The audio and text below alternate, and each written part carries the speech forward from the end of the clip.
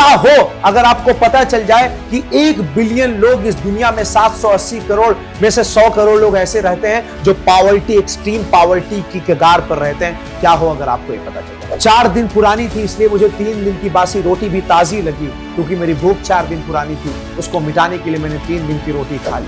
125 देश के अंदर हमारा भारत देश 111वें रैंक पे आता है भूख के नाम पर। 4 सेकंड में 1 लोगों की मौत होती है, सिर्फ और सिर्फ आपको पता है खाना ना मिलने पर। 1.05 बिलियन टन, आप जरा सोचिए कि 105 करोड़ टन हम जो है कि खाना पूरे दिन में, पूरे 1 साल में बर्बाद। Child labour is also one of the reason. जब बच्चा मजदूरी करने लगे तो समझ लीजिए कि वो देश कहीं ना कहीं गरीबी से जूझेगा। एलजीबीटी का, लेस्बियन, गे, बाइसेक्सुअल, ट्रांसजेंडर, एलजीबीटी का उठाइए आप एग्जांपल, उनको समाज से बैनिशमेंट कर दिया जाता है, उनको सही यूनिवर्सिटी में पढ़ने नहीं दिया जाता, उनको जॉब नहीं दिया जाता, उनको बिजनेस नहीं करने दिया जाता, उनको मजबूरी में ट्रेन में जो है कि तालियां बजानी पड़ती है अपने पेट के लिए, अपने जीवन को चलाने के लिए। फिर हम उन्हीं को गलत कहते हैं कि गालियां बहुत देते हैं, तालियां बहुत बजाते हैं, लेकिन क्यों? क्योंकि हम उनको सही से नौकरी और समाज में जो है कि स्पेस नहीं देते, समाज में हम इज्जत नहीं देते। पॉपुलेशन, लंबी पॉपुलेशन अफेक्ट हो जाए भूख से तो उसको हम फेमाइन बोलते हैं, अकाल बोलते हैं। फिर आपका डेमोग्राफिक ग्रोथ नहीं होगा। आज हमारे बिहार के लोग माइग्रेट करते हैं, उत्तर प्रदेश के लोग माइग्रेट करते हैं, झारखंड के लोग माइग्रेट करते हैं। कहां? दिल्ली और मुंबई में। क्यों? क्योंकि दिल्ली और मुंबई का जो डेमोग्राफिक ग्रोथ है वो ज्यादा है।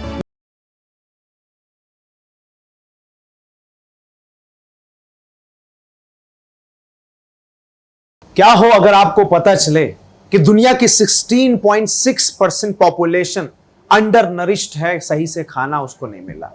क्या हो अगर आपको पता चल जाए कि हर रोज 25,000 लोग इस दुनिया में मौत के कगार पर, मौत के घाट उतर जाते हैं सिर्फ और सिर्फ खाना ना मिलने की वजह से।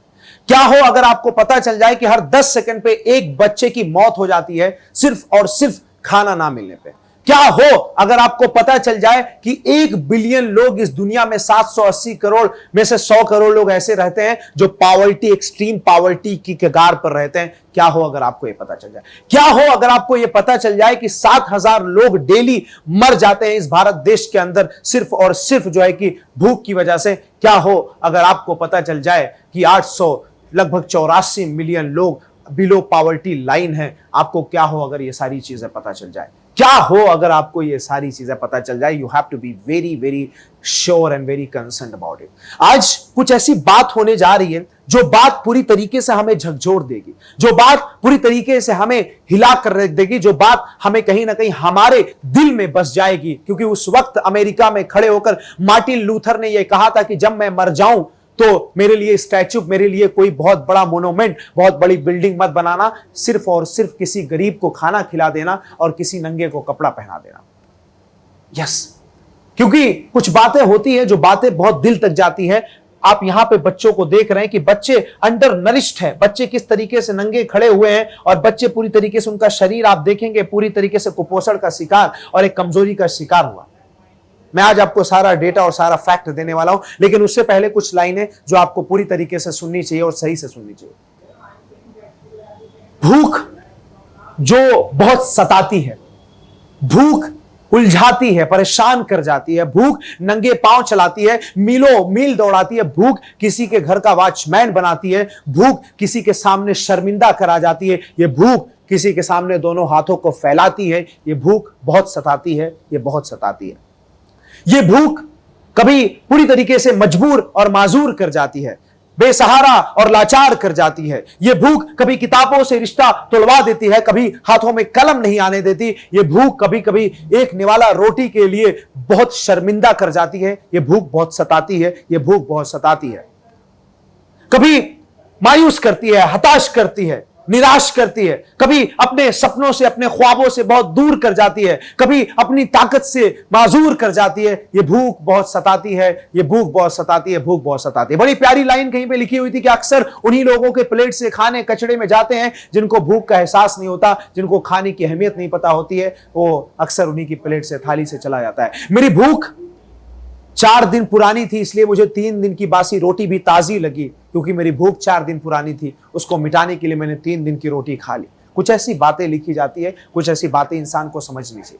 आइए फैक्ट्स पे बात करते हैं, हर चीजों पे बात करते हैं। सबसे पहले according to global hunger index, global hunger index के अकॉर्डिंग आपको समझना होगा, ये ग्लोबल हंगर इंडेक्स क्या है? ऐसा इंडेक्स, ऐसा स्टैटिक्स जो पूरी दुनिया में हर देश के लिए, हर प्रदेश के लिए तैयार किया जाता है, इंटरनेशनल लेवल पे तैयार किया जाता है, उसको बोलते हैं ग्लोबल हंगर इंडेक्स। 125 देश के अंदर हमारा भारत देश 111वें रैंक पे आता है भूख के नाम पर, और हमारा भारत देश इससे उभर रहा है, लेकिन अभी भी उभरने की बहुत जरूरत है। अगर आप भारत देश से पहले आप बात करें देश के अकॉर्डिंग, तो ग्लोबल हंगर इंडेक्स के अकॉर्डिंग जो है कि आपका सबसे नंबर 1 पे इथोपिया आता है। इथोपिया एक देश है जिस देश में ग्लोबल हंगर इंडेक्स जो है कि according to global hunger index ये बहुत ही एक्सट्रीम लेवल की पॉवर्टी में और बहुत ही एक्सट्रीम लेवल की हंगर से जूझ रहा है। उसके साथ साथ आप जो है कि फलस्तीन का एग्जाम्पल ले लीजिए, इसके साथ साथ आप जो है कि लेबनान का एग्जाम्पल ले लीजिए, इसके साथ साथ जो है कि आप सीरिया का एग्जाम्पल ले लीजिए, इसके साथ साथ आप जो है अफगानिस्तान का एग्जाम्पल ले लीजिए, इसके साथ साथ आप जो है कि आप भारत का, इंडिया का एग्जाम्पल ले लीजिए, इसके साथ साथ आप जो है कि सूडान का एग्जाम्पल ले लीजिए, इसके साथ आप जो है कि साउथ सूडान का एग्जाम्पल ले लीजिए, इसके साथ जो है कि आप पाकिस्तान का एग्जाम्पल ले लीजिए, और इसके साथ साथ आप जो है अलग अलग देशों का एग्जाम्पल ले सकते हैं, सेंट्रल अफ्रीका का एग्जाम्पल ले सकते हैं। ये कुछ देश ऐसे हैं जिन देशों में भूख की जो है कि कगार बहुत ही नेक्स्ट लेवल पे जा गिरी है, बहुत ही नेक्स्ट लेवल पे पहुंच गई। इन देश को आज इन देशों से पूछेंगे तो ये देश जूझ रहे हैं, उसमें से इतना एक्सट्रीम लेवल पे भारत देश और पाकिस्तान देश नहीं है, लेकिन फिर भी इनके या हमारे देश में भी भूखे आज भी है, और हम सबको इस सवाल करना पड़ेगा। आइए कुछ आगे के डेटा पे बात करेंगे। इस बच्ची को आप देख सकते हैं कि इस तरीके से बैठी हुई है, इंसान को देख सकते हैं कि किस तरीके से शरीर जो है कि पतला होकर एक डंडा हो गया है, because of not proper food, सही से ना खाने की वजह से। इन बच्चों को देखिए कि बच्चे किस तरीके से खा रहे हैं, इनको खाना नहीं मिल रहा है। तो इन बच्चों के अकॉर्डिंग मैं आपको सबसे पहले 4 स्टेज बताऊंगा कि बच्चे 4 स्टेज से कैसे जूझते हैं और वो मौत की कगार पर चले जाते हैं, और 25,000 लोगों की हर दिन मौत हो जाती है। हर 4 सेकंड में 1 लोगों की मौत होती है, सिर्फ और सिर्फ आपको पता है खाना ना मिलने पर, खाना सही से ना खाने पर। आइए 4 स्टेजेस की बात करते हैं, 4 स्टेजेस में जो बच्चे गुजरते हैं और किस तरीके से फर्स्ट स्टेज से लेकर लास्ट स्टेज तक उनकी लाशें बिस जाती है, उस पर बात करते हैं। सबसे पहला स्टेज होता है अंडर नरिश्ड। अंडर नरिश्ड का मतलब होता है ऐसे बच्चे जिन बच्चों को पूरी तरीके से, प्रॉपर तरीके से भोजन ना मिले। क्योंकि देखिए हमें क्या करना है कि अगर सही से अपनी लाइफ को मेंटेन करना है तो हमें जो है कि 2500 कैलोरी चाहिए एक दिन में। क्या चाहिए? 2500 कैलोरी। लेकिन ऐसे बच्चों को 1800 कैलोरी से कम मिलता है और वो भूख के कगार पर हो जाते हैं, उनको बोलते हैं अंडर नरिशमेंट। तो ऐसे बच्चे दुनिया में बहुत ही ज्यादा है। इनका जब थोड़ा सा लेवल बढ़ता है, स्टेज नंबर 2 आता है। स्टेज नंबर 2 में हम स्टंटेड चाइल्ड लाते हैं, और स्टंटेड चाइल्ड का मतलब होता है जब थोड़ा सा अंडर नरिशमेंट जो है थोड़ा सीवियर हो जाए, थोड़ा जो है कि गहराई का हो जाए, थोड़ा और हार्ड हो जाए, तो उस सिचुएशन में हम उस बच्चे को कहते हैं he is a stunted child, जब उसकी भूख कुछ ज्यादा टाइम के लिए चले। उसके बाद तीसरा स्टेज हमारा आता है वेस्टिंग चाइल्ड, जब हम पूरी तरीके से उस बच्चे को बर्बाद कर रहे होते हैं, और इसको बोलते हैं एक्यूट हंगर। एक्यूट हंगर, और एक्यूट हंगर का मतलब क्या होता है? द बिगेस्ट प्रॉब्लम, ऐसी समस्या, भूख की समस्या जो भूख कई दिनों से है और उस शरीर को पूरी तरीके से तोड़ कर रख दिए, उस शरीर को पूरी तरीके से निचोड़ कर रख दिए, उस सिचुएशन में वेस्टिंग चाइल्ड सिचुएशन आ जाती है। यह तीसरा स्टेज होता है। चौथा स्टेज क्या कहता है? चौथा स्टेज यह कहता है कि यहां पे आ जाता है मोर्टैलिटी या चाइल्ड मोर्टैलिटी, इसको बोल सकते हैं। मोर्टैलिटी का मतलब होता है डेथ, और डेथ का मतलब मौत। जब पूरी तरीके से बच्चे को आपने वेस्ट कर दिया, उसके ऑर्गन्स फेल हो गए, उसको प्रॉपर तरीके से खाना नहीं मिला, उसका शरीर अफेक्ट हो गया, उसके बाद वो बच्चा मौत की कगार पर हो जाएगा। और ऐसे बच्चे सिर्फ एक नहीं, हजारों बच्चे रोज इस दुनिया से चले जाते हैं, सिर्फ और सिर्फ माल न्यूट्रिशन की कमी की वजह से, अंडर नरिशमेंट की वजह से। So try to keep all these points in your mind. ये सारे पॉइंट्स आप अपने दिमाग में रखिए और इस को आप बहुत बेहतर तरीके से समझिए। 1 बिलियन लोग आज इस दुनिया में है below poverty line, under nourishment. सोचिए कि 100 करोड़ लोग जो है कि ऐसे हैं। आज भी कितने लोग जो है कि डेली खाना खा के, लाखों करोड़ों लोग जो है कि खाना खा के नहीं सोते हैं। जरा उनसे पूछिए कि भूख की कीमत क्या होती है। मैं आपको एक छोटा सा फैक्ट बताता हूं, जितना खाना हम वेस्ट करते हैं ना, अगर वो खाना सही से बचाकर अगर बांटना चाहे तो दुनिया में कोई गरीब सोएगा नहीं भूखा, सबको खाना मिल जाएगा। लेकिन हम सब क्या करते हैं कि आधी रोटी खाते हैं, आधी फेंक देते हैं बड़े शौक में। हम जो है कि कोई चीज लिए, आधा पेटीज खाया, आधा फेंक दिया, आधी आइसक्रीम खाया, फेंक दिया। कुछ हम इस तरीके से करते हैं, and which is absolutely very very worst habit of us, हमारी बहुत बुरी आदत। जैसे यहां पे हम कितना खाना वेस्ट करते हैं, 1.05 बिलियन टन, 1.05 बिलियन टन। आप जरा सोचिए कि 105 करोड़ टन हम जो है कि खाना पूरे दिन में, पूरे एक साल में बर्बाद करते हैं। और अगर उसको प्रिजर्व किया जाए, उसको कंजर्व किया जाए, उसको बचाया जाए, उसको डिस्ट्रीब्यूट किया जाए, तो आप यकीन मानिए नोबडी विल स्लीप हंग्री, कोई भी भूखा नहीं सोएगा। लेकिन हम सब इसको नजरअंदाज कर देते हैं, हम सब जो है कि इस पे ध्यान नहीं देते। आइए मूविंग अहेड, आगे चलते हैं। बच्चा से सबसे पहला आप जरा समझिए कि क्यों हम कहते हैं कि हमारे भारत देश के अंदर, हम सब देशवासियों के अंदर एक ललक होनी चाहिए, क्योंकि हम सब के यूथ जो है they are the founders of the nation. वो राष्ट्र के जो है कि निर्माण करता है, वो निर्माता है। लेकिन निर्माता अगर ईंट उठाएगा इस उम्र में, तो सोचिए कि उस भारत देश का क्या होगा। तो सबसे पहले child labour is also one of the reason. जब बच्चा मजदूरी करने लगे तो समझ लीजिए कि वो देश कहीं ना कहीं गरीबी से जूझेगा, और जब गरीबी से जूझेगा तो वो देश गरीब हो जाएगा और वो देश भूखा हो जाएगा, वो दुनिया भूखी हो जाएगी। जिस देश में कलम के, किताब के जगह ये जो है पत्थर नजर आएंगे, जो ईंट नजर आएंगे। इस बच्ची को देखिए कि हथौड़ी और छीनी लेके इस उम्र में जो है कि वो पत्थरों को जो है कि छेद रही है, पत्थरों को तोड़ रही है, जिस वक्त उसको कलम से कुछ लिखना चाहिए और उसको आगे बढ़ना चाहिए।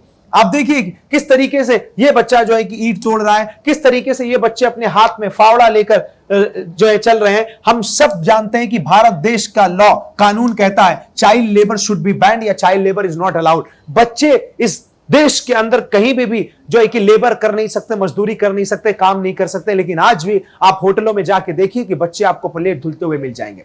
आप जाके देखिए कि किसी की कपड़े की दुकान पे वो कपड़ा अपने कंधे पे उठाते हुए मिल जाएंगे। आप कहीं जाइए मजदूरों की बस्तियों में जो है कि मजदूरी करते हुए मिल जाएंगे। ये जो लॉ, कानून हमारा अलाउ नहीं करता, फिर भी हमारी मजबूरी उसको अलाउ करवाती है, उसको प्रेशराइज करती है। इन बच्चों का फोटो रियल लिया गया। कुछ रीजंस पे बात करेंगे, कुछ चीजों पे बात करेंगे। देखिए केस कॉसेज ऑफ हंगर, जो हम भूख तक पहुंचते हैं, वो कैसे पहुंचते हैं? क्या हम भूख तक सिर्फ और सिर्फ अपनी वजह से पहुंचते हैं? ये बिल्कुल गलत है, क्योंकि हम अपनी वजह से पहुंचते हैं, साथ साथ में देश की इकोनॉमी इनबैलेंस होने से भी पहुंचते हैं। साथ साथ जो कम्युनिटी हमारी होती है, जैसे फॉर एग्जांपल कि किसी ट्राइबल कम्युनिटी को आपने सपोज करिए ले लिया, अब उसको आपने क्या किया, बैनिश कर दिया, समाज से बेदखल कर दिया। जैसे आपने उसका बैनिशमेंट किया तो आप समाज से हर वो चीज रोक देते हैं जो आप हर समाज के जो है कि प्राणी को देते हैं, हर समाज के लोगों को देते हैं, उसको आप वो सुविधा नहीं दे रही।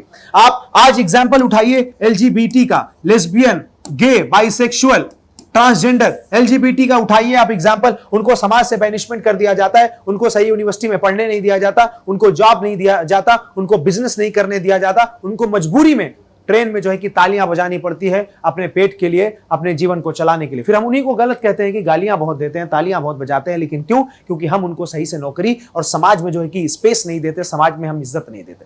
अगर आज भी मैं मानता हूं कि हर कम्युनिटी को, हर जाति को, हर धर्म को, सबको बराबर नजरिए से देखा जाए, तो आप मान के चलिएगा कि पूरा देश और पूरी दुनिया तरक्की करेगी। और ये हमारा कम्युनल बैलेंस, कम्युनल हार्मनी में बदल जाएगा, कम्युनल बैलेंस हो जाएगा, और कम्युनल वायलेंस नहीं होगा, कम्युनल रियॉर्ड्स, कहीं पे दंगा नहीं होगा, और हर आदमी सुकून और चैन से रहेगा, और कोई भी आदमी भूखा नहीं सोएगा। दूसरा पॉइंट, इकोनॉमी। हमारा जो इकोनॉमी की फ्लो है वो बहुत ही एक्चुअली इंपॉर्टेंट है। परसों हमारा बजट जो है कि आया, बजट में जितनी चीजें लाई गई, क्या उसका सही से इकोनॉमिकल बैलेंस है?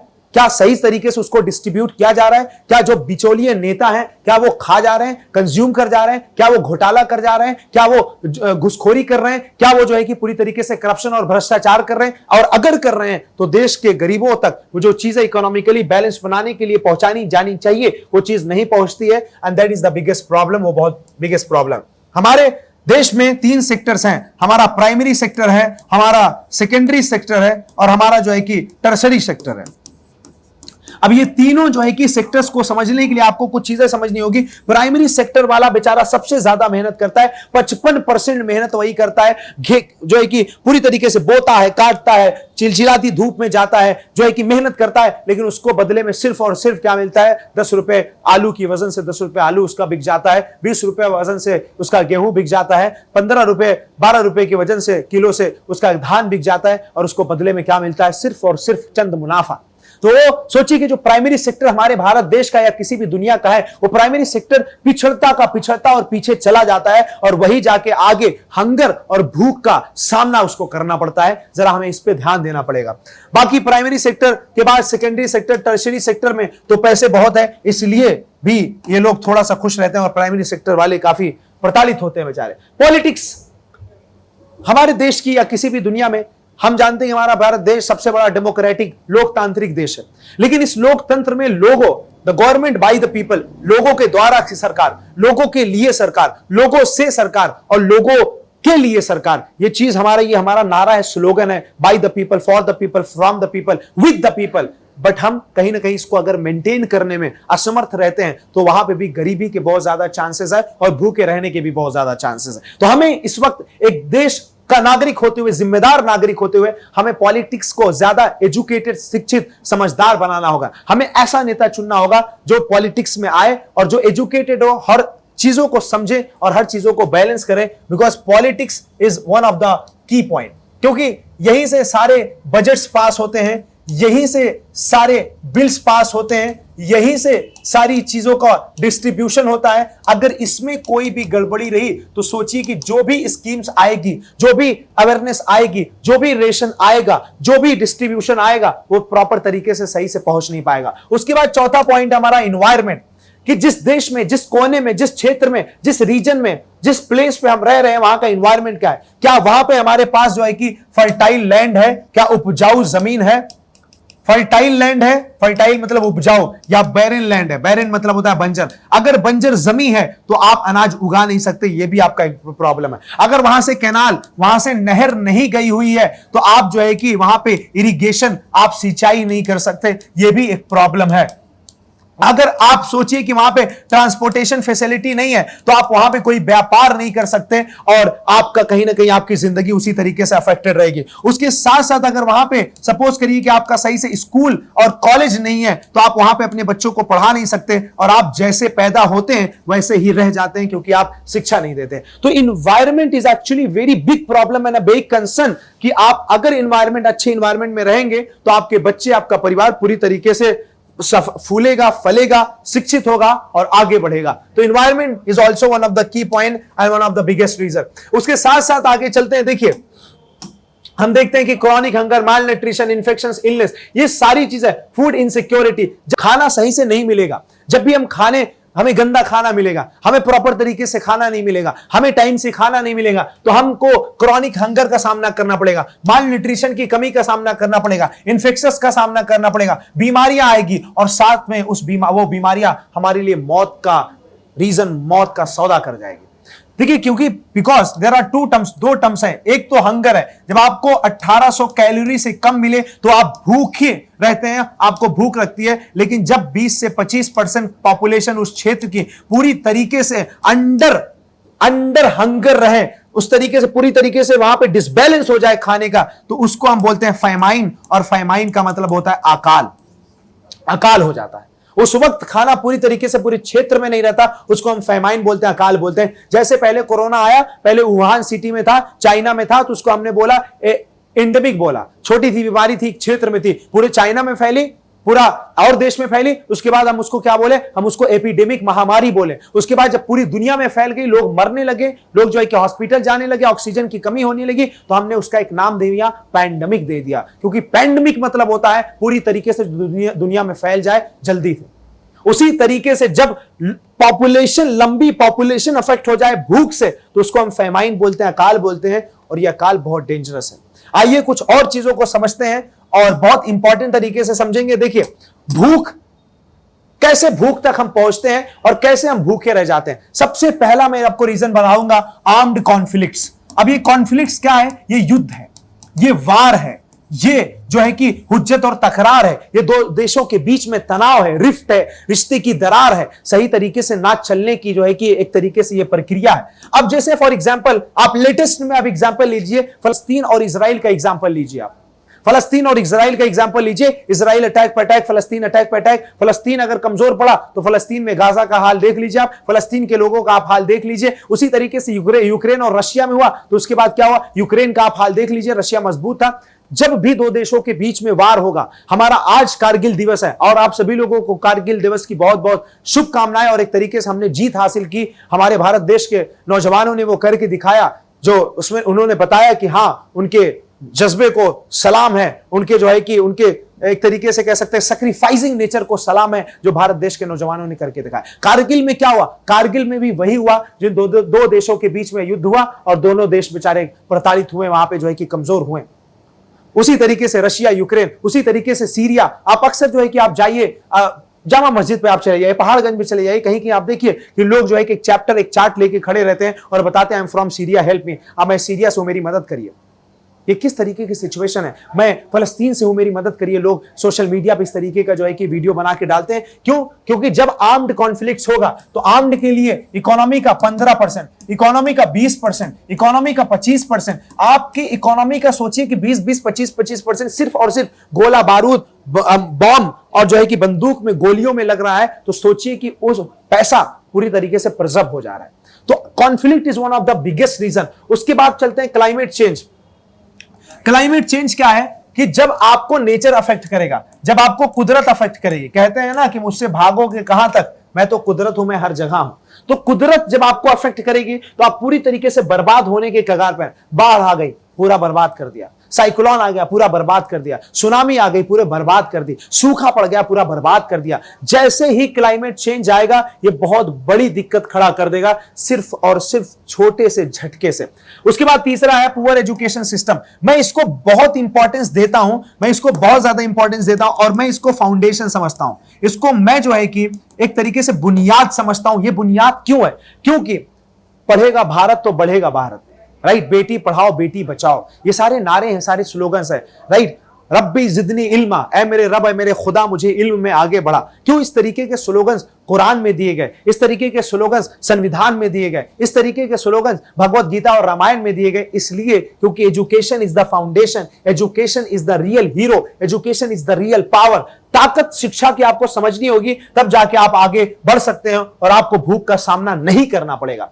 उसके बाद है पुअर गवर्नेंस। देखिए, poor governance is also one of the reason, जिसको बोलते हैं सरकार का संचालन। अगर सरकार का संचालन ऑपरेशन सही से नहीं रहेगा, एक सिस्टमैटिक वे में नहीं रहेगा, तो जो भी चीजें हैं वो प्रॉपर तरीके से डिस्ट्रीब्यूट नहीं हो पाएगी, बैलेंस नहीं हो पाएगी और सभी तक पहुंच नहीं पाएगी और लोगों को सामना करना पड़ेगा एक बहुत बड़ी प्रॉब्लम का, राइट। आज भी नॉर्थ कोरिया का एग्जांपल आप लीजिए कि उसकी तरह आप जो है कि किम जोंग उन की तरह बाल नहीं कटा सकते, आप ये नहीं कर सकते, आप वो नहीं कर सकते, वहां टीवी नहीं देख सकते, इंटरनेट नहीं चला सकते। पूरी तरीके से वहां की पब्लिक क्या एकदम पूरी तरीके से फियरफुल, डरी हुई, पैनिक, क्योंकि वहां का गवर्नेंस सही तरीके का नहीं है।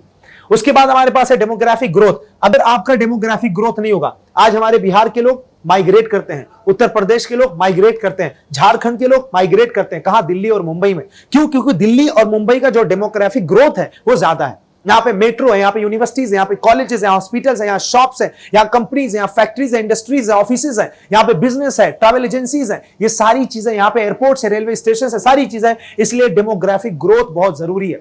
किसी भी गांव में आप देख लीजिए, वहां डेमोग्राफिक ग्रोथ नहीं होता। बहुत ज्यादा आप क्या करेंगे? बकरी चराएंगे, गाय चराएंगे, भैंस चराएंगे। सपोज करिए आप ये कर रहे हैं, कैटल्स ग्रेजिंग का काम कर रहे हैं, या बहुत किया आपने ग्रोसरी स्टोर डाल दिया, किराना स्टोर डाल दिया, बहुत किया आपने एक छोटा सा ढाबा रेस्टोरेंट डाल दिया। उसके आगे आप क्या सोचेंगे वहां पे?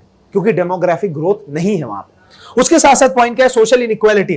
जब समाज में कोई भी इनइक्वालिटी रहेगी, समाज में जैसे हिंदू, मुसलमान, सिख, ईसाई आपस में जो है डिस्क्रिमिनेशन रहेगा, ये जाति, वो बिरादरी, ये ऐसा कम्युनिटी, वैसा कम्युनिटी, इस तरीके की चीजें रहेगी, अनटचेबिलिटी, छुआछूत रहेगी, तो उसमें प्रॉब्लम होगी। अनफेयर ट्रेड पैटर्न्स, व्यापार सही तरीके से नहीं किया जाएगा तो यह भी एक प्रॉब्लम रहेगा। इंडस्ट्रियल एग्रीकल्चर, अगर एग्रीकल्चर को हम बढ़ावा सही से नहीं देंगे तो प्रॉब्लम रहेगा। और ये सारी प्रॉब्लम्स मिलके why do people go hungry, हमें भूखा कर जाएंगे और फिर से वही मौत के कगार पर उतार देंगे। इसलिए सबसे रिक्वेस्ट है कि एजुकेशन को बढ़ावा दीजिए, डेमोग्राफिक ग्रोथ को बढ़ावा दीजिए, यूनिवर्सिटीज बनाने दीजिए, आज कॉलेजेस लाइए, यूनिवर्सिटी कोचिंग्स लाइए, आप लोगों को अवेयर करिए, लोगों को मजबूत बनाइए, रोजगार दीजिए, गवर्नेंस ऑफ गवर्नमेंट, सरकार के संचालन को मजबूत करिए, भ्रष्टाचार को निकालिए, चीटिंग्स मत करिए और साथ साथ में लोगों की मदद करिए, लोगों को हाथ के हाथ बढ़ाइए। तब जाके देखिए कि भारत देश फलेगा फूलेगा और दुनिया चमक जाएगी, कोई भी भूखा नहीं सोएगा। थैंक यू, जय हिंद।